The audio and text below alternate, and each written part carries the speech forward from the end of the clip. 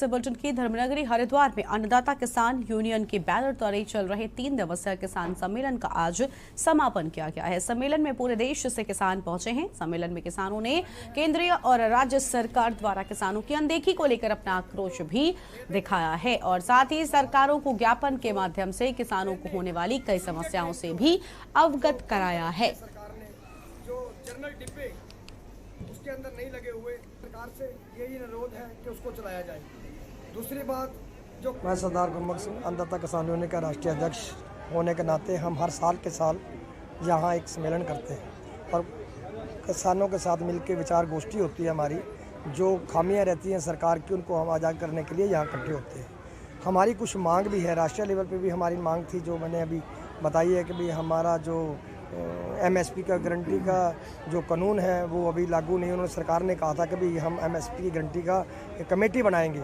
जब हमारे को वहाँ से उठाया गया था तो यही आश्वासन देकर हमारे को उठाया गया था कि भाई आपका MSP का गारंटी का जो कानून है हम बनाएंगे, मगर आज तक कोई कमेटी नहीं बनी, कोई कुछ नहीं हुआ। ऐसा है सर जी, ये राष्ट्रीय सम्मेलन होता है हमारा अन्नदाता किसान यूनियन का। हर स्टेट से यहाँ पर किसान नेता पहुँचे, उन्होंने अपनी समस्याएं स्टेट की भी रखी हैं और सेंटर की जो मुद्दे थे, जो MSP की गारंटी है, स्वामीनाथन का रिपोर्ट की बात है, अब महंगाई को लेकर के किसान इतना दब चुका है। 7.5 लाख किसानों ने भारत देश के अंदर आत्महत्याएं की हैं। यहाँ पर किसानों के साथ जो वादे किए गए थे वो वादे पूरे नहीं कर रही है सरकार, तो किसान क्या करेगा फिर।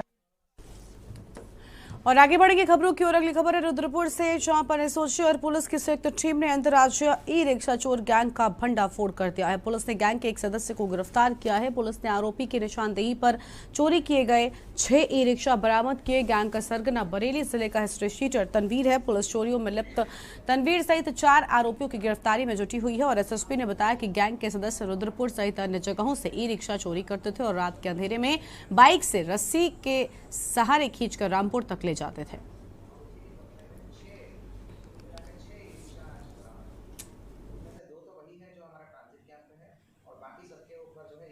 बॉर्डर मीटिंग और ये जो कोऑपरेशन रहता है इसी का है ये नतीजा है, क्योंकि हमारे बीच में सूचनाओं का आदान प्रदान अच्छा है।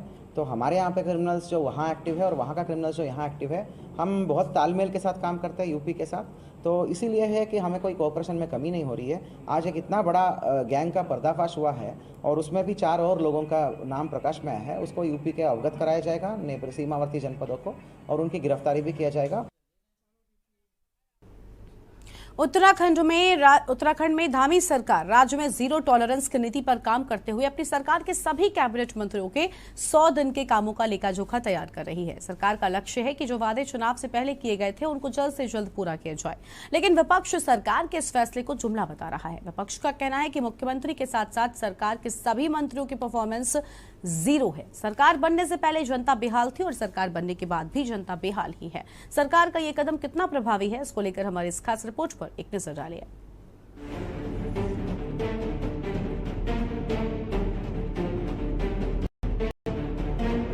उत्तराखंड के मुख्यमंत्री पुष्कर सिंह धामी ने जीरो टॉलरेंस की नीति को अपनाते हुए जो कार्य अब तक किए हैं और जो वादे भाजपा सरकार ने हाल ही में हुए विधानसभा चुनाव से पहले जनता से किए थे, उन सभी को पूरा करने के लिए मुख्यमंत्री ने कड़ा कदम उठाते हुए अपने कैबिनेट के सभी मंत्रियों का 100 दिन का लेखा जोखा तैयार करने को कहा है। मुख्यमंत्री पुष्कर सिंह धामी ने अपने दूसरे कार्यकाल में प्रदेश में चलाई जा रही राज्य सरकार की सभी कल्याणकारी योजनाओं के लिए सभी विभाग द्वारा जो कार्य किए जा रहे हैं उस पर भी एक रिपोर्ट तैयार करने के लिए कहा है, जिसके आधार पर विभागीय मंत्रियों के कामकाज की सूची को तैयार किया जाएगा। जबकि सभी मंत्रियों की जो रिपोर्ट तैयार की जाएगी उसको आम जनता के सामने भी रखने की तैयारी की जा रही है। यानी साफ है कि उत्तराखंड के मंत्रियों के कामकाज का लेखा जोखा उनकी परफॉर्मेंस का सटीक रिपोर्ट कार्ड होगा। राज्य में भाजपा सरकार एक बार फिर सत्ता पर काबिज। ऐसे में सरकार ने जो वादे चुनाव से पहले किए थे उसको जल्द से जल्द जनता के बीच लाना सरकार की पहली प्राथमिकता है, जिसके लिए धामी सरकार सभी वादों को पूरा करने में जुटी हुई है। हाल ही में सरकार ने राज्य के सभी अंत्योदय कार्ड धारकों को मुफ्त गैस सिलेंडर दे जाने के वादे पर मुहर लगा दी है। इसके अलावा यूनिफॉर्म सिविल कोड के लिए भी सरकार ने एक कमेटी का गठन कर दिया है। भाजपा के नेता सरकार के कामकाज को जनता के लिए विकास की नई परिभाषा बता रहे हैं।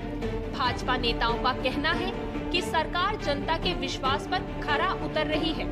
देखिए, माननीय मुख्यमंत्री श्री पुष्कर सिंह धामी जी, जैसे ही उन्होंने धामी 2 सरकार की कमान संभाली, अपने भारतीय जनता पार्टी ने चुनाव के दौरान अपने दृष्टि पत्र में जितने भी वायदे किए थे उन सभी का अनुपालन करने के लिए उन्होंने तमाम अपने विभागीय मंत्री हैं उन सभी को अपने अपने विभागों का लेखा जोखा 100 दिन के अंदर हमने जो भी कार्य किए हैं उन सभी को जनता के सामने रखने के लिए उन्होंने तमाम मंत्रियों को और अधिकारियों को दिशा निर्देश दिए हैं कि 100 दिन जैसे ही पूरे होते हैं हमने अपने अपने विभागों का जो हमने हमारी उपलब्धियां हैं जो हमने कार्य किए हैं वो जनता के सामने हमने रखने हैं। धामी सरकार और सीधा आपको उत्तर प्रदेश के गोरखपुर लेकर चलते हैं, जहां पर मुख्यमंत्री योगी आदित्यनाथ मौजूद हैं और बीजेपी कार्यालय का उद्घाटन करने के लिए यहां पर जेपी नड्डा की मौजूदगी और स्वतंत्र देव सिंह भी इस कार्यक्रम में मौजूद हैं। तो यूपी से सीएम योगी आदित्यनाथ की तस्वीरें, जहां पर राष्ट्रीय अध्यक्ष जेपी नड्डा भी पहुंचे हुए हैं और बीजेपी कार्यालय का उद्घाटन करने के लिए यहाँ पर पहुंचे हुए हैं। सीधी तस्वीर आपको हम लगातार दिखा रहे हैं।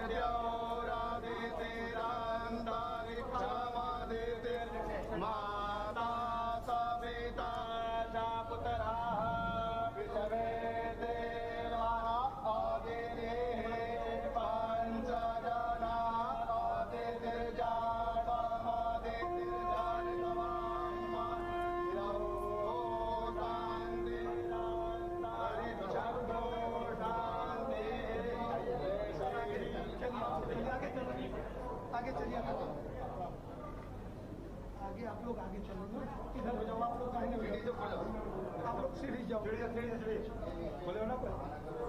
तो गोरखपुर से यूपी के मुख्यमंत्री योगी आदित्यनाथ की तस्वीर आपकी टीवी स्क्रीन पर आपको हम दिखा रहे हैं, जहां बीजेपी कार्यालय का उद्घाटन कार्यक्रम शुरू हो चुका है। जेपी नड्डा कार्यक्रम में मौजूद हैं। गोरखपुर से उत्तर प्रदेश के मुख्यमंत्री योगी आदित्यनाथ भी मौजूद हैं और साथ ही स्वतंत्र देव सिंह भी यहां पर पहुंचे हुए हैं। तो बीजेपी कार्यालय का उद्घाटन कार्यक्रम की सीधी तस्वीर आपकी टीवी स्क्रीन पर। गोरखपुर से उत्तर प्रदेश के मुख्यमंत्री योगी आदित्यनाथ भी यहां पर मौजूद हैं। तस्वीर आपकी टीवी स्क्रीन पर।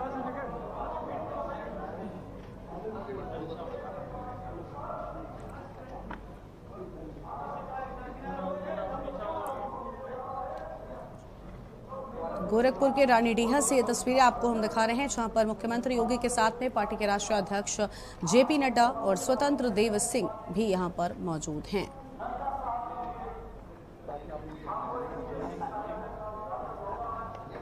तो गोरखपुर से तस्वीर आपकी टीवी स्क्रीन पर आपको हम दिखा रहे हैं। बीजेपी कार्यालय का उद्घाटन कार्यक्रम की शुरुआत हो चुकी है।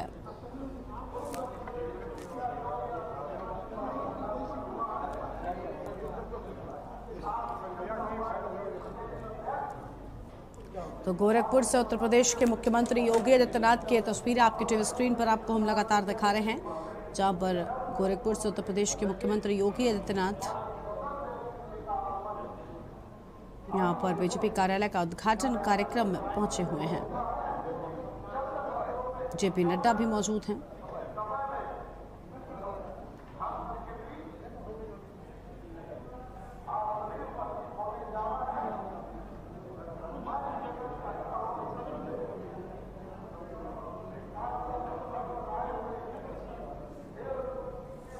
तो गोरखपुर से मुख्यमंत्री योगी आदित्यनाथ यहां पर पहुंचे हुए हैं और साथ ही आपको बता दें कि पार्टी के राष्ट्रीय अध्यक्ष जेपी नड्डा की भी मौजूदगी यहां पर है और बीजेपी के राष्ट्रीय अध्यक्ष जेपी नड्डा साथ में मौजूद हैं। स्वतंत्र देव सिंह की भी मौजूदगी है। अहम जानकारी आपको हम बता रहे हैं। गोरखपुर से सीधी तस्वीर आपको हम बता दें।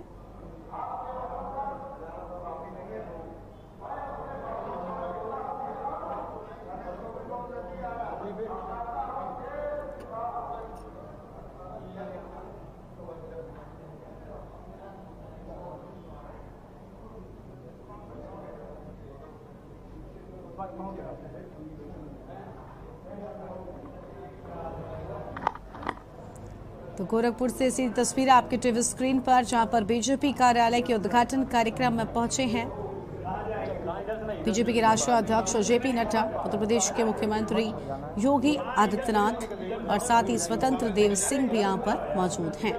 तो गोरखपुर से तस्वीर आपके टीवी स्क्रीन पर आपको हम दिखा रहे हैं। बीजेपी के राष्ट्रीय अध्यक्ष जेपी नड्डा उद्घाटन कार्यक्रम में पहुंचे हुए हैं और बेहद भव्यता के साथ में इस कार्यालय को फिलहाल सजाया गया है। तो ये तस्वीर आपकी टीवी स्क्रीन पर आपको हम लगातार दिखा रहे हैं। बीजेपी कार्यालय के उद्घाटन कार्यक्रम की ये तस्वीरें हैं।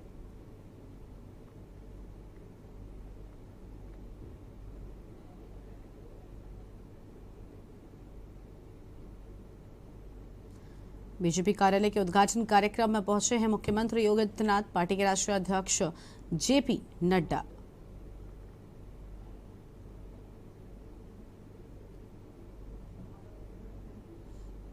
और गोरखपुर से तस्वीर आपकी टीवी स्क्रीन पर आपको हम लगातार दिखा रहे हैं।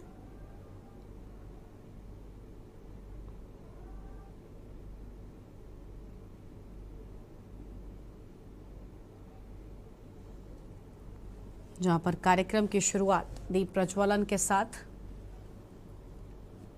और पूजा अर्चना भी यहां पर जेपी नड्डा करते हुए दिखाई दे रहे हैं। तो गोरखपुर से ये तस्वीर आपकी टीवी स्क्रीन पर आपको हम लगातार दिखा रहे हैं।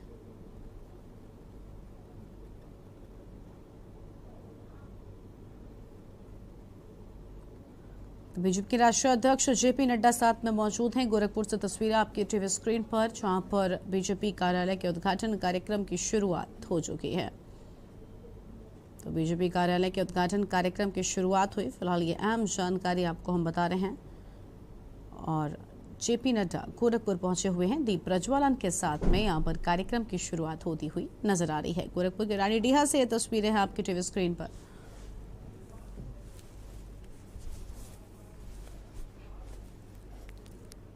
और बड़ी खबर आपको हरिद्वार से बताते हैं। इसी बीच एक बड़ी खबर सामने आ रही है हरिद्वार से। उत्तराखंड के कैबिनेट मंत्री प्रेमचंद्र अग्रवाल हरिद्वार पहुंचे हुए हैं। तो उत्तराखंड के कैबिनेट मंत्री प्रेमचंद्र अग्रवाल हरिद्वार पहुंचे हुए हैं। हरिद्वार सांसद डॉक्टर रमेश पोखरियाल निशंक भी यहां पर उपस्थित हैं। तो फिलहाल ये आम जानकारी आपको बता दें, जहां पर निर्मल चिकित्सालय का लोकार्पण किया है। तो निर्मल चिकित्सालय का लोकार्पण किया है। फिलहाल ये अहम जानकारी आपको बता रहे हैं। इस कार्यक्रम में सभी साधु संत भी उपस्थित हुए हैं। तो कार्यक्रम में सभी साधु संतों की भी उपस्थिति है। और हरिद्वार से खबर है, उत्तराखंड के कैबिनेट मंत्री प्रेमचंद्र अग्रवाल हरिद्वार पहुंचे हुए हैं। अहम जानकारी आपको बता दें, हरिद्वार सांसद डॉक्टर रमेश पोखरियाल निशंक भी उपस्थित हुए हैं। तो हरिद्वार सांसद डॉक्टर रमेश पोखरियाल निशंक भी उपस्थित हुए। निर्मल चिकित्सालय का लोकार्पण किया गया है। तो निर्मल चिकित्सालय का लोकार्पण यहाँ पर किया गया है। अहम जानकारी, इस कार्यक्रम में सभी साधु संत भी उपस्थित हुए हैं। इस कार्यक्रम में सभी साधु संतों की उपस्थिति की बात सामने आई है। और हरिद्वार से खबर है, उत्तराखंड के कैबिनेट मंत्री प्रेमचंद्र अग्रवाल हरिद्वार पहुंचे हुए हैं। अहम जानकारी आपको हम बता रहे हैं। हरिद्वार सांसद डॉक्टर रमेश पोखरियाल निशंक भी उपस्थित हुए हैं। फिलहाल ये बड़ी जानकारी आपको बता रहे हैं। हरिद्वार से निर्मल चिकित्सालय का लोकार्पण हुआ है। तो निर्मल चिकित्सालय का लोकार्पण हुआ और इस कार्यक्रम में सभी साधु संत भी उपस्थित। फिलहाल ये अहम खबर आपको बता दें, साधु संतों की उपस्थिति यहाँ पर नजर आ रही है। हरिद्वार से खबर है, उत्तराखंड के कैबिनेट मंत्री प्रेमचंद्र अग्रवाल हरिद्वार पहुंचे हुए हैं। तो प्रेमचंद्र अग्रवाल हरिद्वार पहुंचे। हरिद्वार सांसद डॉक्टर रमेश पोखरियाल निशंक भी यहां पर उपस्थित हुए हैं। अहम जानकारी आपको हम बता रहे हैं। निर्मल चिकित्सालय का लोकार्पण भी किया गया है। निर्मल चिकित्सालय का किया गया लोकार्पण, अहम जानकारी आपको हम बता दें। और इस कार्यक्रम में सभी साधु संत भी उपस्थित हुए हैं। तो इस कार्यक्रम में सभी साधु संतों की उपस्थिति भी दर्ज कर ली गई है। हरिद्वार से खबर है, उत्तराखंड के कैबिनेट मंत्री प्रेमचंद्र अग्रवाल हरिद्वार पहुंचे हुए हैं। और हरिद्वार सांसद डॉक्टर रमेश पोखरियाल निशंक भी इस दौरान उपस्थित हुए हैं। फिलहाल ये अहम जानकारी आपको हम बता रहे हैं। और निर्मल चिकित्सालय का लोकार्पण किया गया है। तो निर्मल चिकित्सालय का लोकार्पण किया गया और इस कार्यक्रम में सभी साधु संतों की उपस्थिति देखने को मिली है। फिलहाल ये बड़ी खबर आपको हम बता दें, जहां पर हरिद्वार से खबर है, उत्तराखंड के कैबिनेट मंत्री प्रेमचंद्र अग्रवाल हरिद्वार पहुंचे हुए हैं। रमेश पोखरियाल निशंक भी मौजूद हैं। और फिलहाल ये सीधी तस्वीरें आपको हम लगातार दिखा रहे हैं। तो कार्यक्रम से तस्वीरें निर्मल चिकित्सालय का यहाँ पर लोकार्पण किया गया है। निर्मल चिकित्सालय का लोकार्पण किया गया है और इस कार्यक्रम में सभी साधु संत भी उपस्थित हुए हैं। तो सब कार्यक्रम में सभी साधु संतों की उपस्थिति भी दिखाई दे रही है।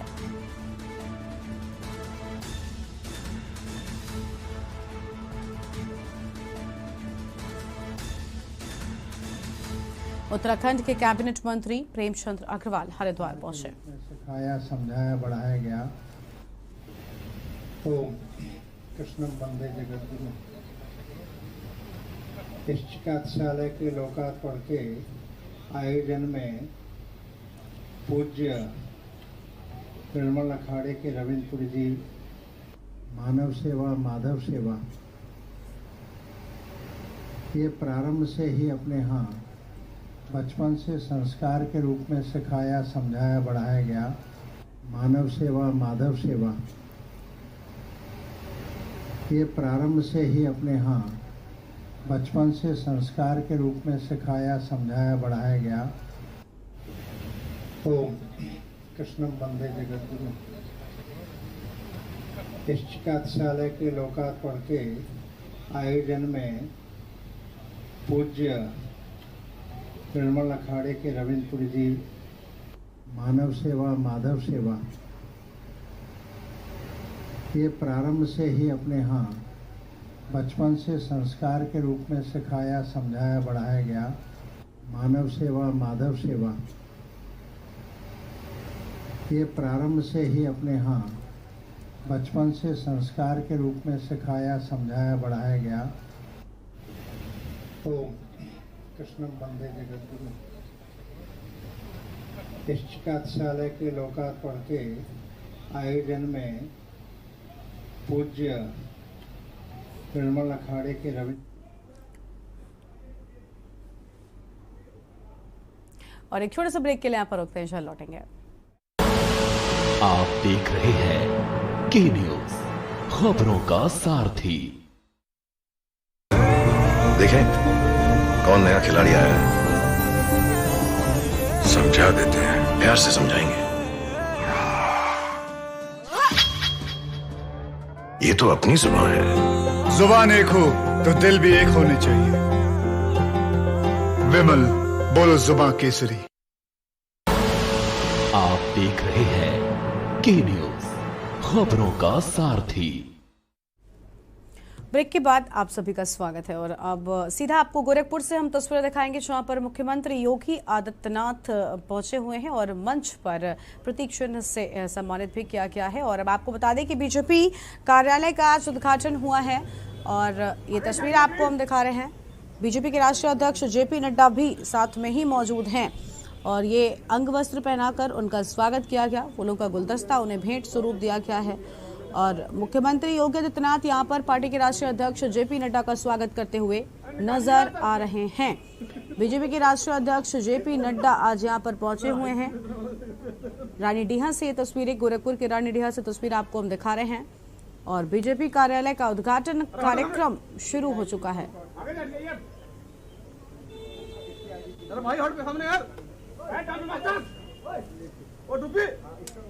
तो ये सीधी तस्वीर आपको हम लगातार दिखा रहे हैं। बीजेपी कार्यालय का उद्घाटन कार्यक्रम जहां पर जेपी नड्डा पहुंचे हुए हैं।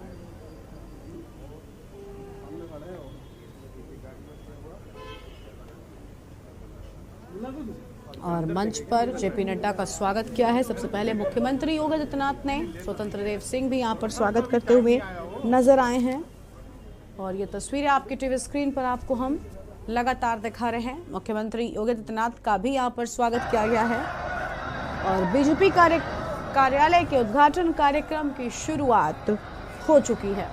तो बीजेपी के राष्ट्रीय अध्यक्ष जेपी नड्डा की ये तस्वीर आपके टीवी स्क्रीन पर आपको हम लगातार दिखा रहे हैं। अपने उत्तर प्रदेश के यशस्वी अध्यक्ष माननीय स्वतंत्र देव सिंह जी को पटका पहना करके और पुष्पगुच्छ दे करके उनका स्वागत करें, अभिनंदन करें। तो फिलहाल ये अहम जानकारी जहां पर बीजेपी कार्यालय के उद्घाटन कार्यक्रम की शुरुआत हो चुकी है और मंच से सीधी तस्वीरें आपको हम दिखा रहे हैं। गोरखपुर के रानीडीहा की ये तस्वीरें हैं। स्वतंत्र देव सिंह का भी स्वागत मंच पर किया गया है। जिनके नेतृत्व में उत्तर प्रदेश में हम सब काम करते हैं, माननीय स्वतंत्र देव सिंह जी को सादर आमंत्रित। अब बढ़ते हैं खबरों की ओर। खबर है लालकुआं से, जहां पर उत्तराखंड सरकार के कैबिनेट मिनिस्टर सौरभ बहुगुणा और दुग्ध संघ लालकुआं अध्यक्ष मुकेश बोरा नैनीताल दुग्ध उत्पादक संघ पहुंचे हैं। और आपको बता दें कि नैनीताल दुग्ध संघ प्राइवेट लिमिटेड लालकुआं द्वारा एक प्रोजेक्ट की लॉन्चिंग और आंचल आइसक्रीम पार्लर का शुभारंभ किया गया है। और सौरभ बहुगुणा ने आंचल परिवार की तारीफ करते हुए कहा कि अब तक अनेकों प्रोडक्ट आंचल द्वारा मार्केट में उतारे जा चुके हैं। साथ ही आइसक्रीम लॉन्चिंग से पहले अभी तक 6 लाख से ज्यादा की बिक्री आइसक्रीम की हो चुकी है। मुकेश बोरा अध्यक्ष एवं प्रशासक UCDF ने बताया कि आज मंत्री के द्वारा आइसक्रीम पार्लर का उद्घाटन नवीन मंडी हल्द्वानी में किया गया है और मंत्री द्वारा 54 करोड़ रुपए की घोषणा की गई है, जो कि दुग्ध संघ को उसके विकास कार्यों के लिए मिल जाएगी। मंडी में खुला है और मंडी में हमने शुरुआत करी है। कोशिश है कि आंचल को पब्लिक तक पहुँचाया जा सके। आंचल में जो डाइवर्सिफाइड प्रोडक्ट है, लस्सी है, कुल्फी है, आइसक्रीम है, पनीर है, हमारे छाछ है, ये लोगों तक पहुँच सके। क्वालिटी बहुत अच्छी है, लोगों को पसंद भी आ रही है। आपको बताना चाहता हूँ, हमारे जनप्रिय लोकप्रिय दुग्ध विकास मंत्री माननीय सौरभ बहुगुणा जी ने आज मंडी जो कुमाऊं की ही नहीं उत्तराखंड की बड़ी मंडियों में से हल्द्वानी मंडी है, इसमें आंचल आइसक्रीम मिल्क पार्लर का उद्घाटन करा है, जिससे नैनीताल जनपद ही नहीं पूरे कुमाऊं मंडल के जो काश्तकार यहाँ पर आते हैं, व्यापारी जो आते हैं, उनको आंचल आइसक्रीम प्रोडक्ट के रूप में यहाँ पर उपलब्ध रहेगी।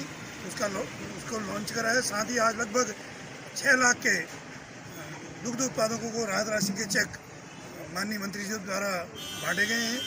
तो निश्चित रूप से इस सकारात्मक पहल के लिए मैं माननीय मंत्री जी सौरभ बहुगुणा जी का धन्यवाद ज्ञापित करता हूँ कि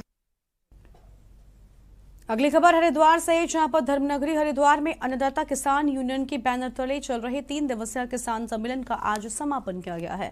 इस सम्मेलन में पूरे देश से किसान पहुंचे। सम्मेलन में किसानों ने केंद्रीय और राज्य सरकार के द्वारा किसानों की अनदेखी को लेकर अपना आक्रोश उत्पन्न किया। साथ ही सरकारों को ज्ञापन के माध्यम से किसानों को होने वाली कई समस्याओं से अवगत कराया है।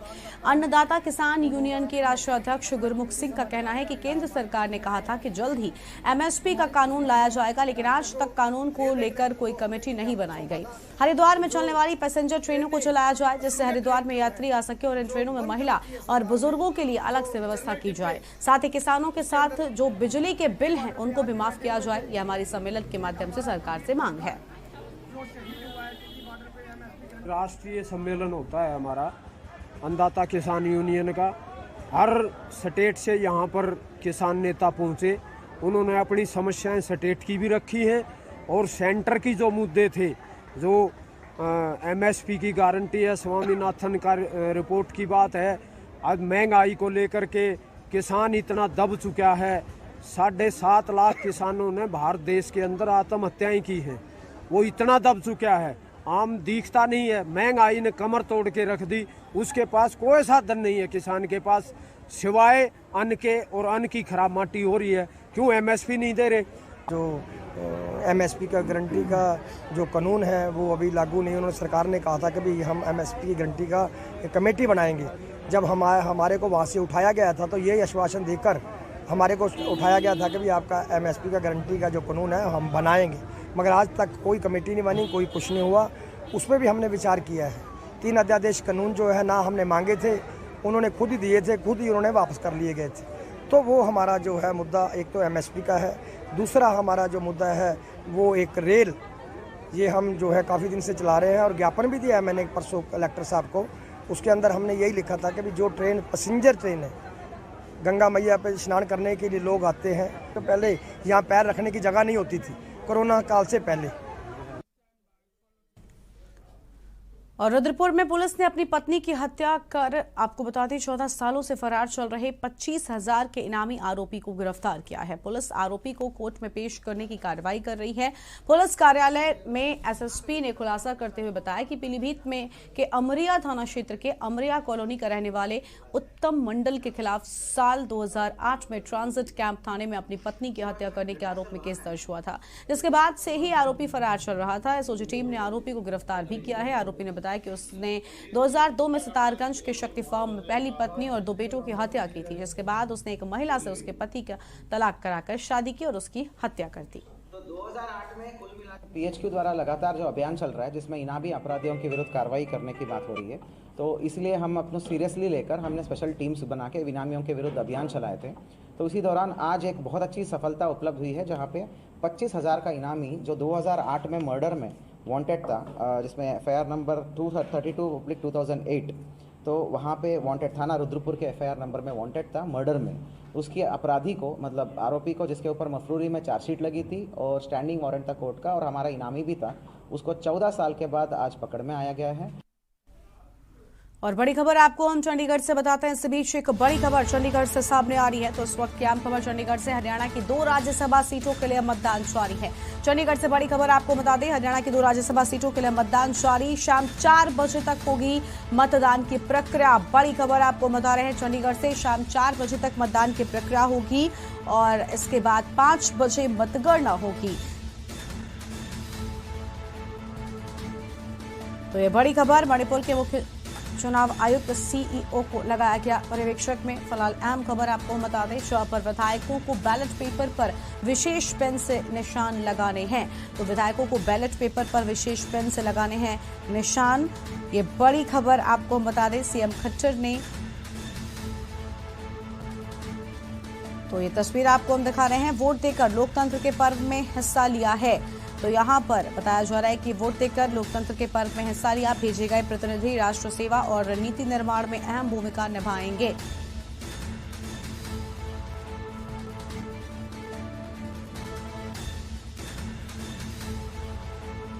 शाम 4 बजे तक होगी मतदान की प्रक्रिया।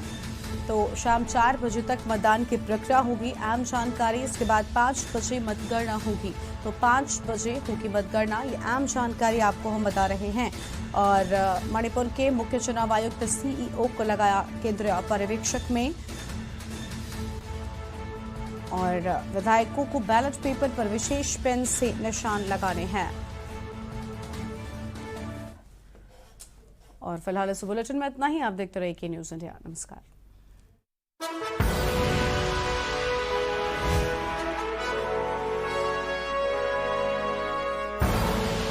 आप देख रहे हैं के न्यूज़, खबरों का सारथी।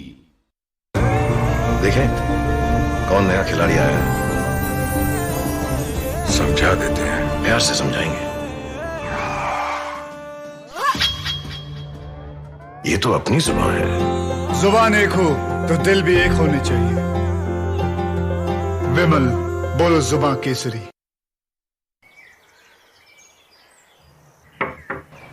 सर आपका पार्सल। जी धन्यवाद। सर ये आपके घर के बाहर मोदी जी की फोटो। परिवार है हमारे। क्या बात कर रहे हैं सर। अरे अब भाई, जिन्होंने हमें पैसे दिए ताकि हम ये घर खरीद सकें, अब देखो ये पूरा का पूरा घर तुम्हारी भाभी के नाम पर है। अब हमारे बच्चे पढ़ेंगे लिखेंगे तो उनका भविष्य हमसे तो बेहतर ही होगा ना। हाँ सर, बिल्कुल सही कहा आपने। बेहतर तो हुआ है। अब देखिए ना, हमारी अम्मा की दवाइयों का खर्चा 1000 रुपए आता था, अब 300 में ही निपट जाता है। लो, मोदी जी हो गए ना तुम्हारे भी परिवार। हाँ सर।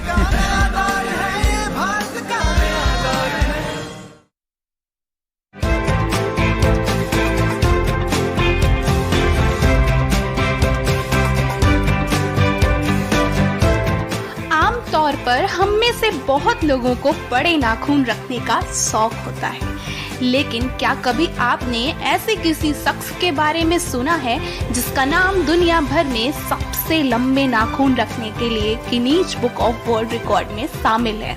जी हाँ, इस महिला का नाम अयाना विलियम है। ये अमेरिका के टेक्सास की रहने वाली है।